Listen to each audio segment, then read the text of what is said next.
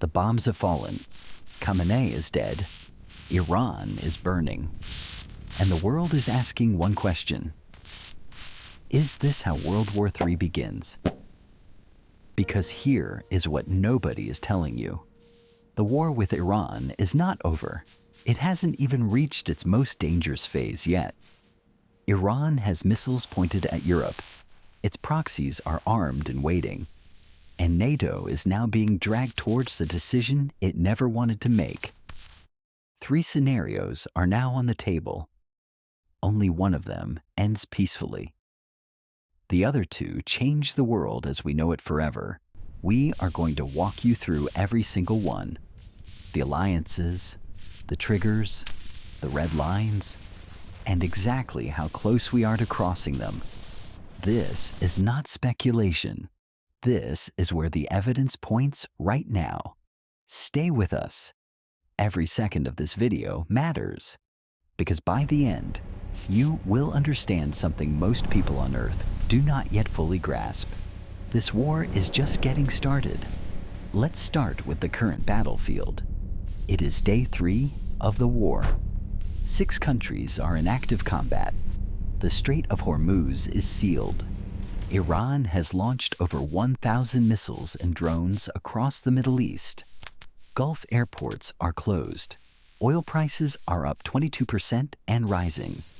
Khamenei is dead, but the IRGC is intact. A temporary leadership council is running Iran. They are angrier and more desperate than ever. Israel is absorbing Iranian missile strikes daily. Iron Dome is performing, but not perfectly. Israeli civilians are living in bomb shelters. 3 American soldiers are dead. U.S. forces are actively striking Iran from carriers in the Gulf. Trump has promised this ends on America's terms. Hezbollah in Lebanon has not yet fully committed. That single decision, when it comes, will instantly double the scale of this war. The Houthis in Yemen are firing missiles at shipping lanes in the Red Sea again. The world's 2 most critical waterways are now both under threat. Russia is watching. China is watching. Both have vetoed UN resolutions. Neither has intervened. That calculation could change at any moment. And Europe, which thought this war was happening somewhere else, is about to discover that Iran has very long arms and a long memory. NATO has 32 member nations. Article 5 says an attack on one is an attack on all. The question nobody wants to ask, does Iran know that? The answer is yes. Iran knows exactly what Article 5 means, and intelligence suggests Iran may be prepared to test it anyway. Here is why. For years, Iran has built a shadow network across Europe. Sleeper cells, intelligence assets, proxy operatives, all placed and waiting for exactly this moment. In 2023, European intelligence agencies disrupted multiple Iranian assassination plots, targeting dissidents and officials across Germany, France, and the UK.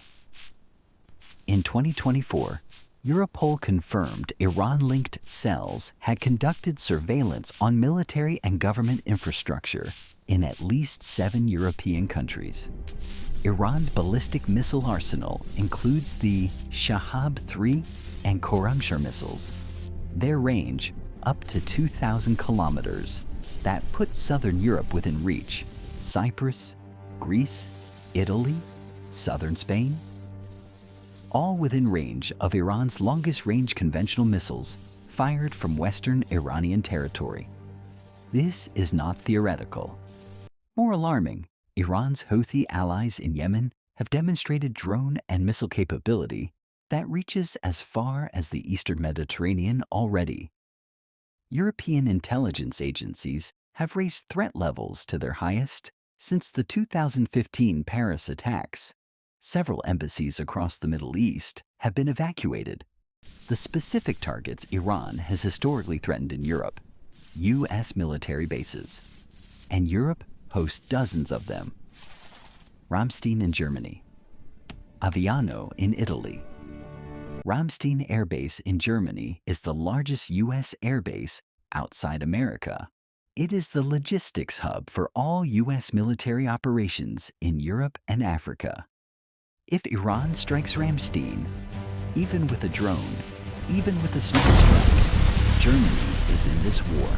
And if Germany is in this war, NATO is in this war. Iranian state media has already broadcast threats against European capitals, hosting American military assets. These are not empty words from a weakened regime. They are a calculated signal. Iran is telling Europe, your decision to host American forces has made you a target. Choose your side carefully.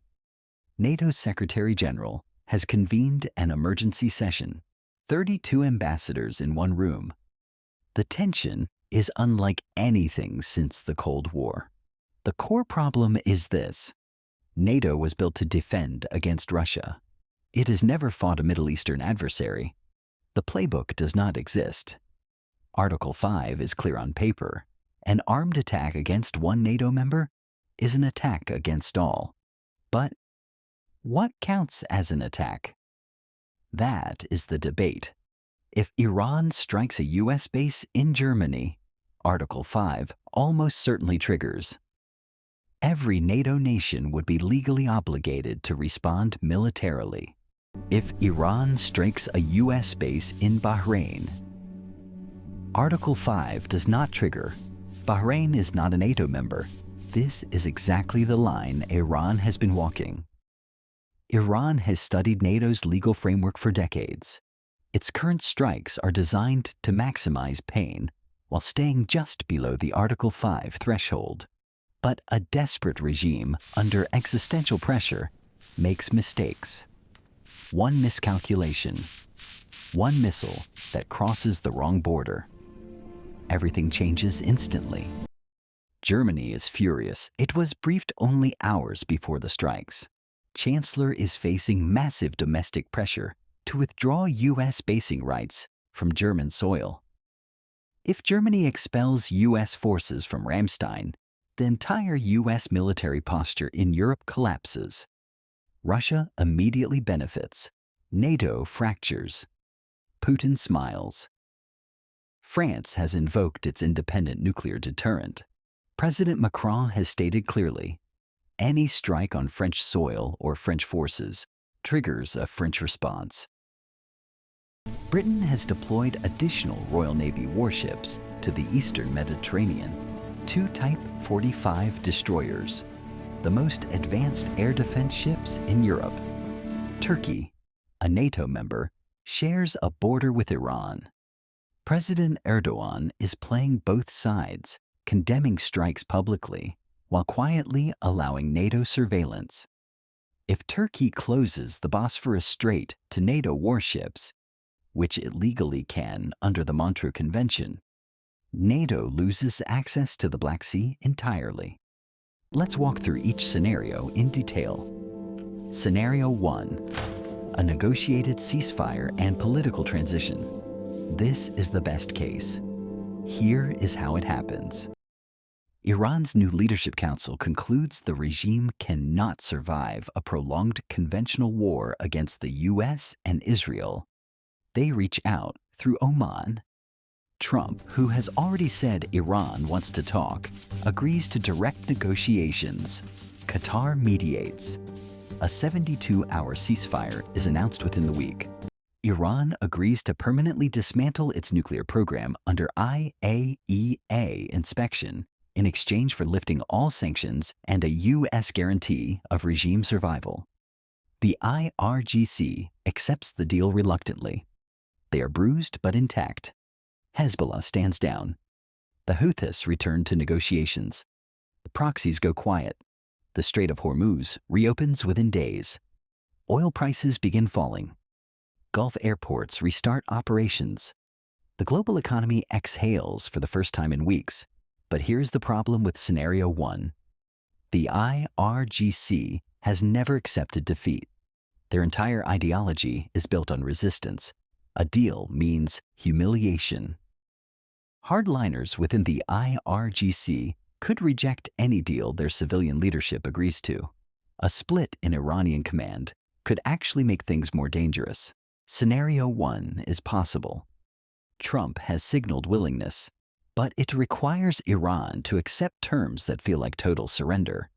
History says that rarely happens quickly. Scenario 2. Prolonged grinding war. No quick resolution. No decisive victory. Just years of conflict draining every nation involved. This is the Iraq scenario. Iran's IRGC activates full guerrilla warfare doctrine. Not conventional battles, asymmetric attacks, drone swarms, cyber strikes, assassinations, everywhere at once. Hezbollah fully enters the war. 150,000 rockets rain down on Israel. Tel Aviv, Haifa, Jerusalem, all under sustained fire for the first time in history. Israel is forced to launch a full-ground invasion of southern Lebanon, the Fourth Lebanon War. Urban warfare, street by street, casualties mounting daily. U.S. forces get drawn deeper into Iraq and Syria as Iranian militias intensify attacks on American bases. The mission creep of 2003 repeating itself in 2026. American casualties rise from 3 to 30 to 300. Congress forces a war powers vote. Trump vetoes it. A constitutional crisis unfolds alongside the war. The Strait of Hormuz stays closed for months. Global oil reaches $150 a barrel. Inflation explodes worldwide. Recession hits Europe, Asia, and America. Iran begins targeting oil infrastructure in Saudi Arabia and UAE. Just as it did in 2019, but at 10 times the scale. Gulf monarchies demand NATO protection. NATO debates whether Gulf oil infrastructure qualifies for collective defense. The argument tears the alliance apart from within. France and Germany split from the US, Iran's cyber units, among the most sophisticated in the world, begin attacking European power grids, financial systems, and transportation networks. Scenario 2 has no clear end date. It could last 2 years, it could last 10, and every month it continues, the risk of Scenario 3 grows exponentially. Scenario 3. Total escalation. This is the one nobody wants to say out loud. But it is the one that military planners are losing sleep over right now. It begins with a single miscalculation. An Iranian missile meant for a U.S. base in Bahrain veers off course. It lands in Qatar, a NATO partner nation. Or an Iranian drone strike hits a British Royal Navy vessel in the eastern Mediterranean. 3 sailors killed. London invokes NATO collective defense immediately. Or, most chillingly, Iran's cyber forces take down Germany's power grid for 72 hours in winter. Hospitals fail. People die. Berlin demands Article 5 activation. Any one of these triggers Article 5. And once Article 5 is triggered, every NATO nation, all 32 of them, is legally at war with Iran. Simultaneously. The combined military power of NATO dwarfs anything Iran can field. But Iran's response to NATO entry would not be conventional. It would be nuclear. This is the question that has haunted intelligence agencies for 2 decades. Did Iran actually complete a nuclear weapon before the strikes hit Fordo and Natanz? U.S. and Israeli intelligence assessed Iran was months away from a bomb. But assessments have been wrong before. Iraq in 2003 proved that catastrophically. If Iran retained even one functional nuclear device, hidden in a location the strikes missed, everything changes. Every calculation resets to 0 instantly. Iran would not need to use it.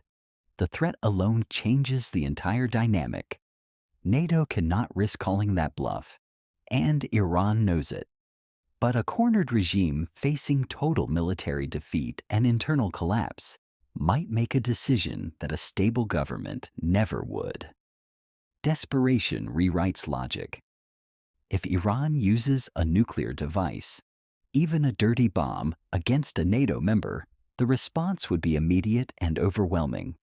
The Middle East would not recover for generations. Russia's role in Scenario 3 is critical. Moscow has sold Iran advanced air defense systems. If NATO enters the war, does Russia defend its weapons investment? Russia has troops in Syria. If NATO strikes Iranian assets in Syria, Russian and NATO forces are in direct proximity.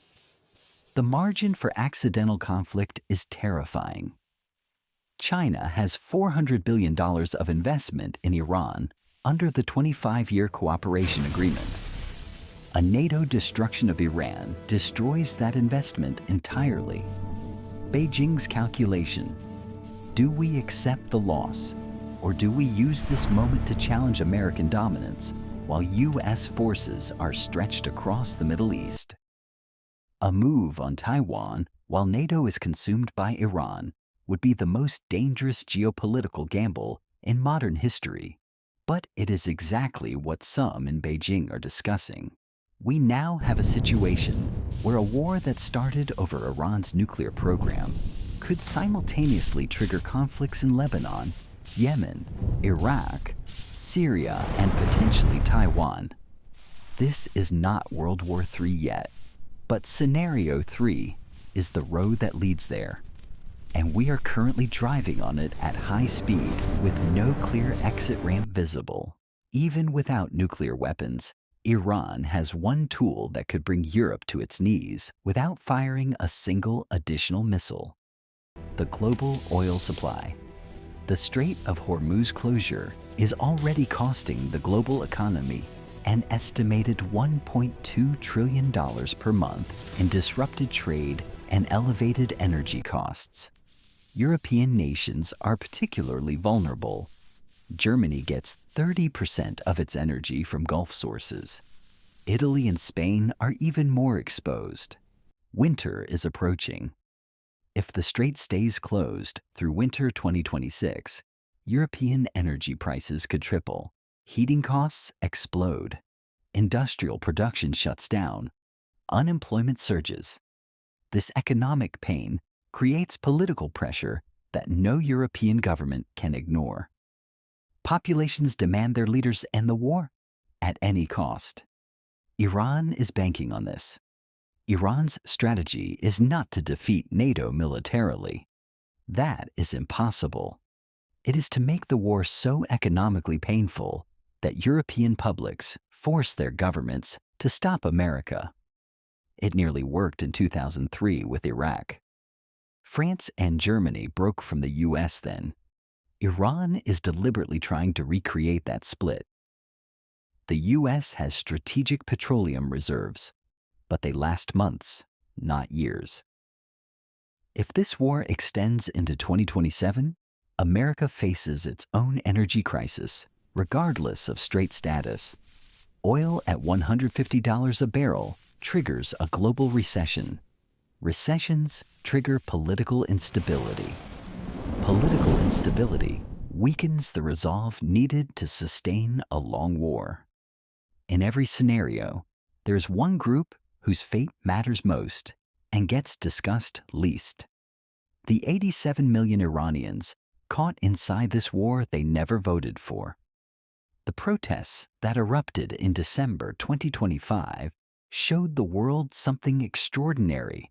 Iranians themselves want the regime gone. The people are not the enemy. But war complicates everything.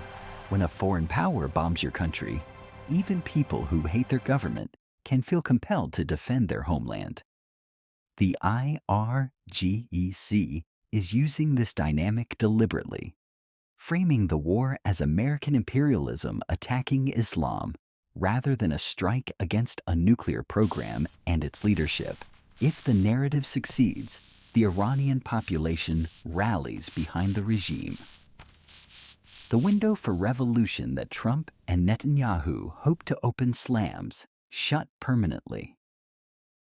If the narrative fails, if Iranians blame their own government for bringing this destruction upon them, the regime faces simultaneous external war and internal revolution. That second outcome is what the U.S. and Israel are betting on. It is also the most unpredictable and dangerous bet in the history of modern geopolitics. So here is where we stand. 3 scenarios. One leads to a fragile peace. One leads to a decade of grinding war. One leads somewhere nobody has ever been before. The next 30 days will determine which path the world takes. Watch for these 4 signals. They will tell you everything before the news media catches up. Signal 1. Does Hezbollah fully enter the war? If yes, Israel faces a 2-front existential conflict, and the U.S. must choose how deep to go. Signal 2. Does Iran strike a NATO member nation or asset in Europe? If yes, Article 5 triggers and 32 nations are simultaneously at war with Tehran. Signal 3. Does China make a move on Taiwan while U.S. forces are stretched? If yes, we are in a genuine 2-theater global war for the first time since 1945. Signal 4. Does Iran produce evidence of a surviving nuclear device? If yes, every military calculation in this war changes overnight. Nobody has a plan for that. Each of these signals is currently rated by intelligence agencies as having a greater than 20% probability of occurring within the next 90 days. All 4 together, unthinkable, and this brings us to video 4. Because there is one question underneath all of this that nobody is fully answering. What if Iran already had the bomb before the strikes hit? What if one device survived? What if it is already outside Iran? What if the countdown is not to war, but to something we have never seen used in combat since 1945? That is the alternate history scenario that is no longer entirely alternate.